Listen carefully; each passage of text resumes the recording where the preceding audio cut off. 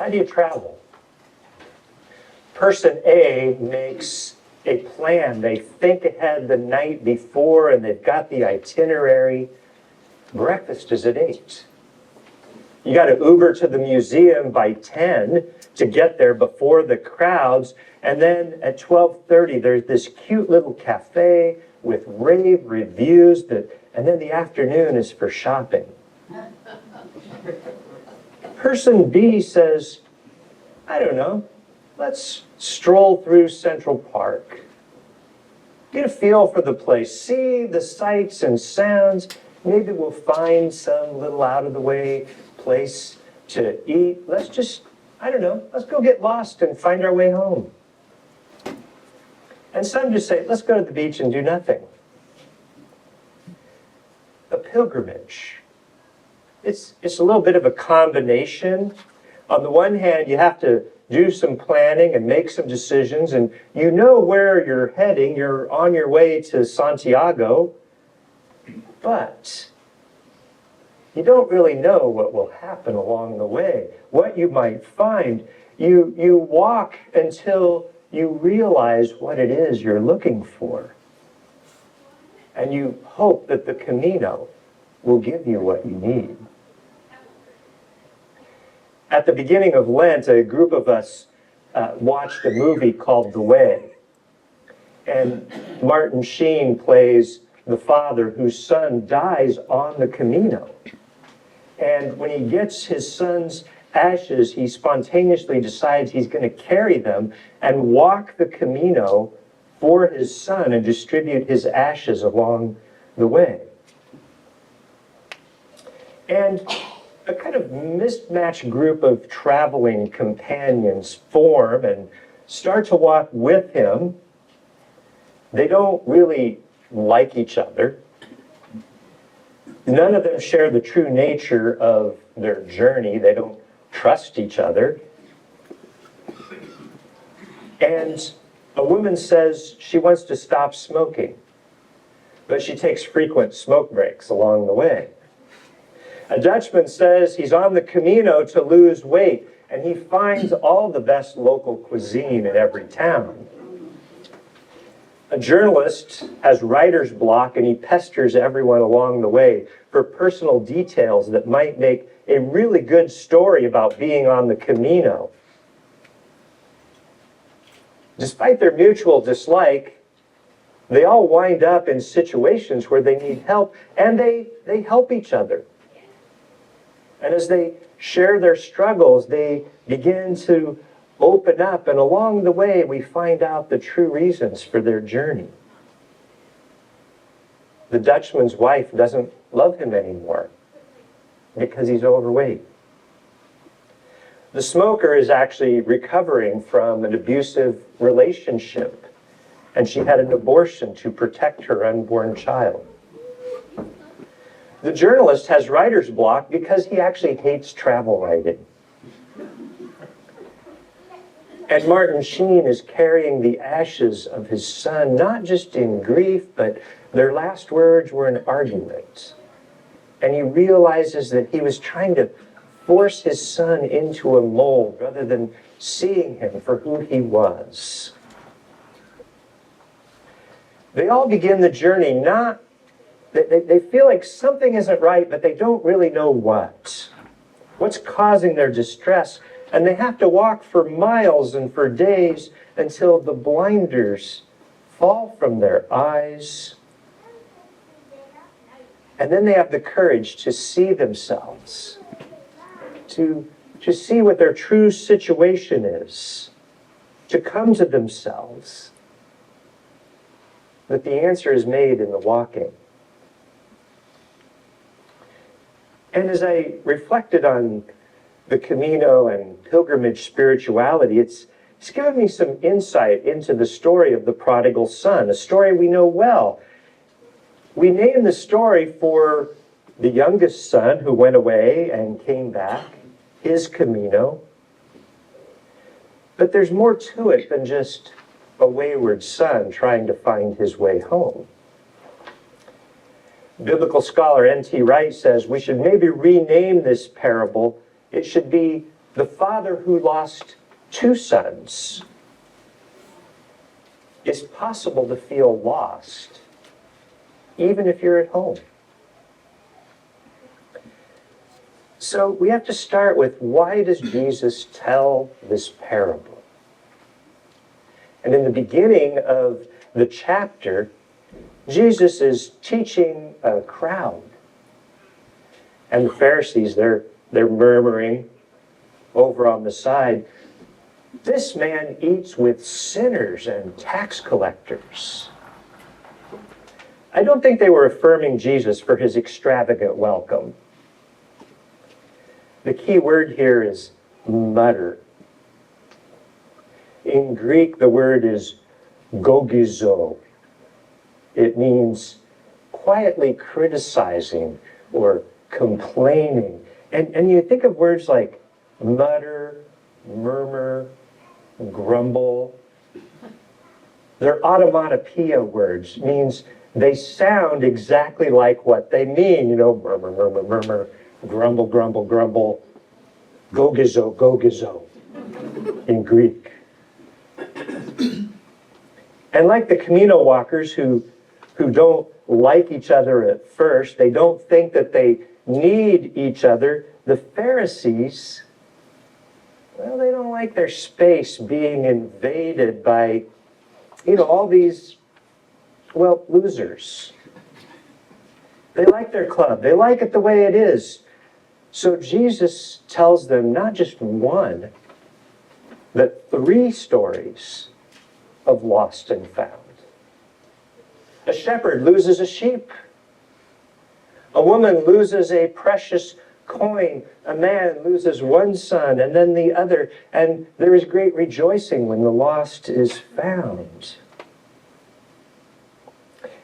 I was thinking about these dynamics this week. I was reading an article. It was giving us the latest demographics on the United Church of Christ. Apparently, we're good at losing things, like members. We have now lost members for 60 straight years.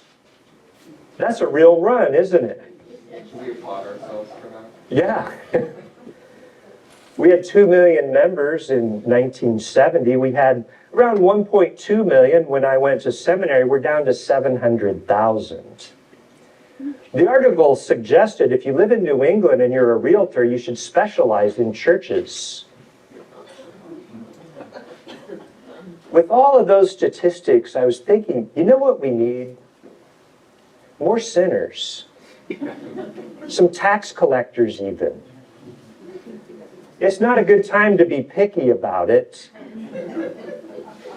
Maybe the church needs to be a little bit more like an inn along the way of the Camino, welcoming weary travelers. What would happen if we put some kind of banner like that out in front of the church? Prodigal sons and daughters, welcome.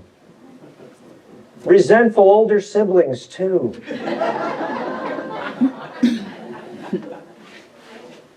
So, the youngest son's journey is the most dramatic. And I wonder, I put on my psychology brain here, and I'm thinking, what's going on in that family that the youngest son is asking for his inheritance? I mean, you get an inheritance when somebody dies, right? The son is effectively saying, you might as well be dead to me, so give me the money. And the parable, it's really kind of neutral about the family dynamics. We don't know, is the son spoiled and self-centered? Or is the father and the older brother possibly overbearing and he's just can't take it anymore? We don't know. As the parable progresses, the father seems to be compassionate. Lets him go, welcomes him home, goes to the older son. But no matter how healthy a family looks from one perspective, there can always be one that feels left out. that there's not enough for them, or somehow they don't belong. They're getting the short end of the stick. You understand how this parable goes. We've likely been one of those characters. We've been the parent letting go, or we've been the child wanting to go.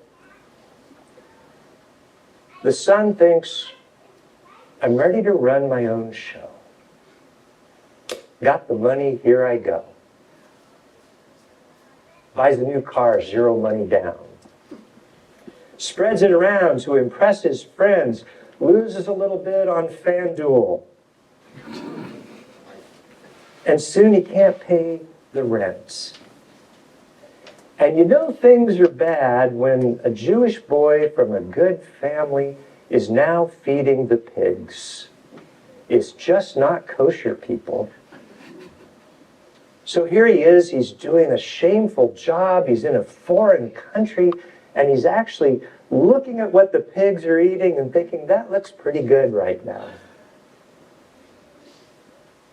And the parable says in that moment, he came to himself. Interesting phrase, he came to himself. It's not just, oh, he had a realization. If you come to yourself, it implies a movement. He came to the end of the road, and there he came to himself. Did he discover who he was? Or did he just come face to face with what his real situation is, and suddenly, you know, home doesn't look too bad. Maybe Dad wasn't the evil overlord that he thought. Sometimes we just can't see our situation very clearly when we're still enmeshed in our family life and the things that we know. We're in our surroundings, and we just, through the old family patterns and resentments, we can't quite see how things are. A friend told me a story this week. Let's say her name is Mary. Mary's always struggled with her younger sister. The younger sister was kind of the renegade of the family, and she's always criticizing, especially her mother, and she just gets kind of tired of it. And finally, last weekend, her sister told her that what bothered her was a childhood moment. And she had needed her mother. She'd like stained her blouse or broke up with her boyfriend or something along those lines. And she went to her mother, and the mother said, I can't deal with you right now. I've got to take Mary to the awards ceremony. And at that moment, she decided, I get it. Mary is the golden child. She loves Mary more than she loves me, and she's held on to it ever since. That was 50 years ago. And my friend Mary heard this story, and she said, well, 2 times I went to Mom and I asked her for something, and you know what she said? I can't deal with you right now because I have to deal with your brother. And you know how she interpreted that moment? Her mother just couldn't deal with her right now because she had 4 kids and she was really busy. And the sister sat and heard that. And she came to herself. And she thought, there are other interpretations of what happened in that moment. And she had missed it. And the story, it leads us right into that place of the older brother in this parable. He comes home. There's a party going on. Celebrating the younger brother when he thought he'd never have to see him again. And so he goes off to his room and he's sulking. And the father who received that lost son so joyfully, he doesn't forget his older son. He doesn't say, well, he'll get over it. He goes to him. Boy, does he get an earful. Look, After all these years, I've been slaving for you. I've never disobeyed your orders. You never gave me even a young goat to go celebrate with my friends. There was in the little detail that the other brother squandered his wealth with prostitutes. Maybe he did, maybe he didn't. But really, when did he start thinking that he was a slave in his own home? This son is lost too, even though he never left. Had he been storing up grievances for years against the younger brother who went away, resenting him? Did he wish he could go away and not have all the responsibility? Was he actually treated that poorly? It feels like a disconnect when the father keeps acting with compassion. And the ending is so powerful as the father turns to him and he says, "My son, you are always with me.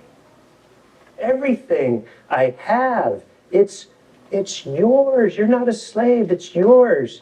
But we have to celebrate and be glad for your brother.